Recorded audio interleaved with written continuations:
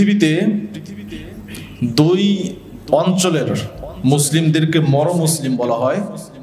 তার একটি হলো আপনার স্পেনের মুসলিমদেরকে, যারা একটা সময় নিজ দেশেই প্রবাসী হয়ে পড়ে এবং সেই দেশ থেকে তাদেরকে বিতাড়িত হতে হয়। আরেকটি হলো ফিলিপাইনের মুসলিমদেরকে। আপনারা জানেন কিনা যে এশিয়া মহাদেশের একটি খ্রিস্টান রাষ্ট্র হলো ফিলিপাইন। এই ফিলিপাইন একটা সময় পুরোটাই মুসলিম অধ্যুষিত ছিল, সেখানে মুসলিম রাজা ছিলেন। যেমন ভাবে আজকের থাইল্যান্ড একটা সময় সেখানে মুসলিম শাসন ছিল, মুসলিম রাজত্ব ছিল।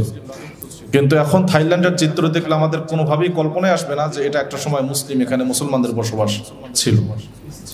ফিলিপাইনের মুসলমানদেরকে বলা হয় মরমুসলিম।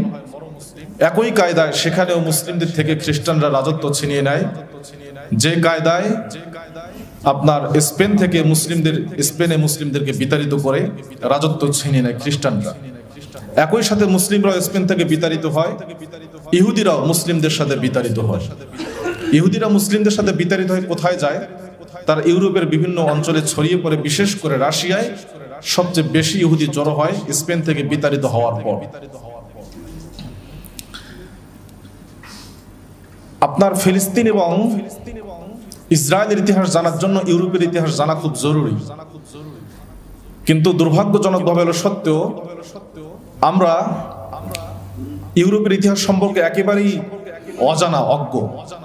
অথচ ইউরোপের লোকজন, ইউরোপের ইউনিভার্সিটিতে আমাদের মুসলিম বিশ্ব নিয়ে লেখাপড়া হয়। ওরিয়েন্টালিজম, ইস্তেশরাক, প্রাচ্য বিদ্যা সংক্রান্ত বিশেষ বিশেষ পণ্ডিত অধ্যাপকগণ তারা রিসার্চ করেন, গবেষণা করেন, আমাদের ভুলগুলো ধরিয়ে দেন। কিন্তু আমাদের মুসলিম বিশ্বের পক্ষ থেকে ইউরোপের আধুনিক ইতিহাস, আধুনিক ইউরোপের এবং তাদের চিন্তা দর্শনের যে খরা দুর্ভিক্ষ এবং সেটা যে একেবারে বস্তা পচা, সেটা ভুল ধরে দেওয়ার মতো লোকজনের থিঙ্ক ট্যাঙ্কের অভাব প্রচন্ড আকারে। মুসলিম বিশ্বের যখন ওসমানী খেলাফতের শেষের দিকের কথা, তখন ইউরোপের অবস্থাও যে খুব বেশি ভালো ছিল তা নয়।